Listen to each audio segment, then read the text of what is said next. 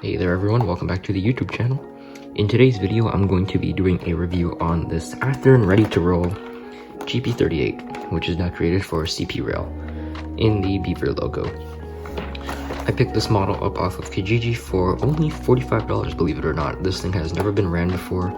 It's just been on display, which the seller claimed. And judging by how it ran in the videos that he sent, I believe so. So this model is a CP rail GP38-2, it's number 7307.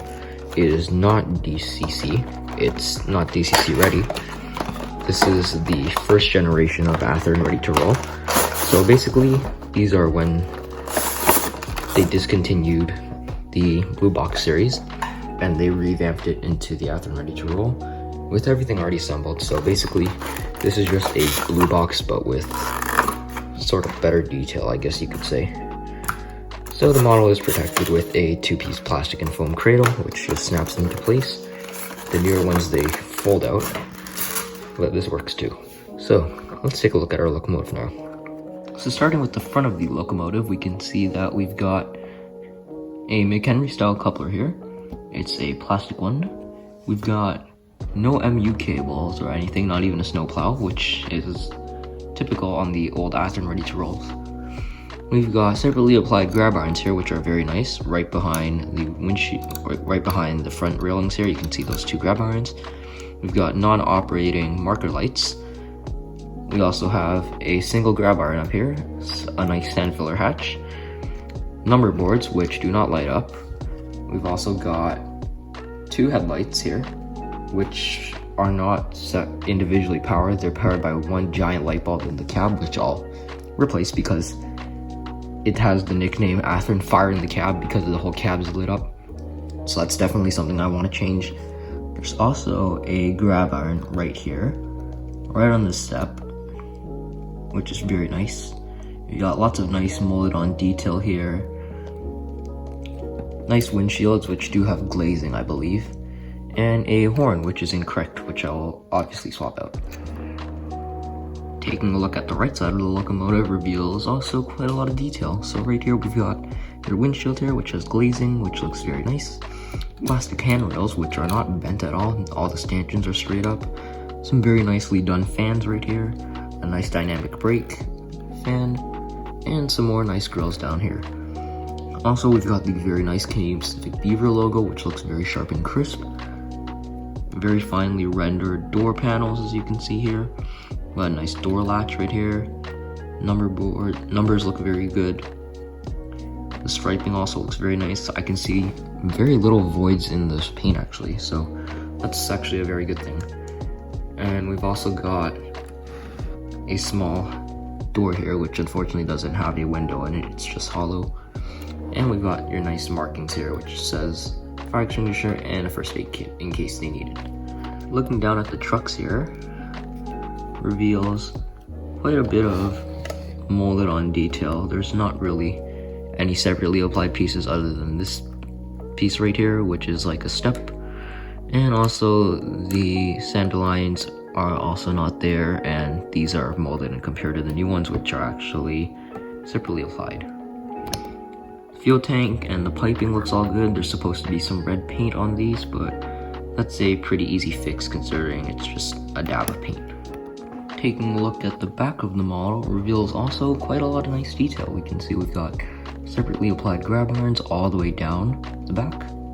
We've got two lights here, which are just light bulbs. Like there's no light behind of these.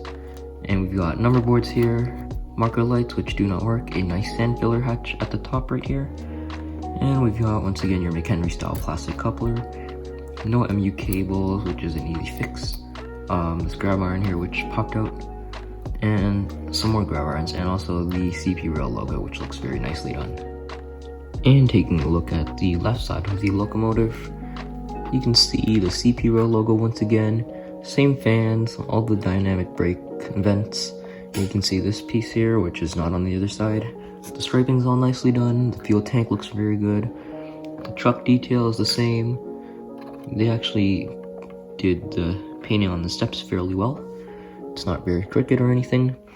You can see the cab up here, the horn which is incorrect, and basically it looks the exact same as the other side. So we'll get to the roof now. Looking at the roof now, we can see some very nicely done fans. They are actually see-through and they have a blade underneath.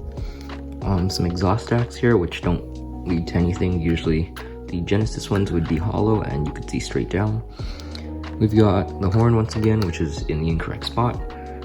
A very nice grab iron and sand filler hatch at the back. You can see that sand filler hatch there and this grab iron.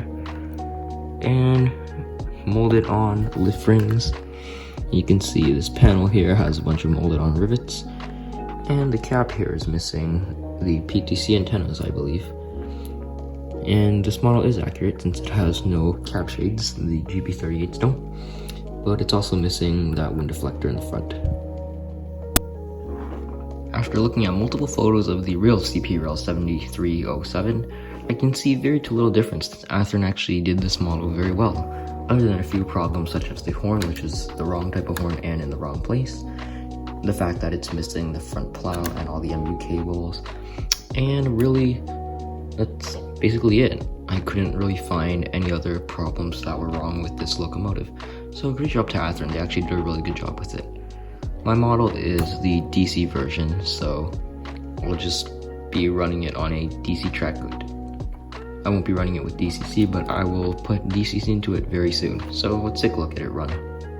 So I'm currently running this model on DC power, and you can see that it runs very smooth. So it has very good low speed control. When I throw in the decoder, it'll run even better. But right now I'm just running it on a very small portion of track on my diorama.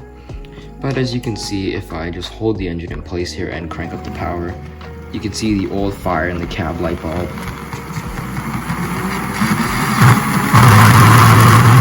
And yeah, that definitely looks like it is a fire in the cab, so I can see where that comes from.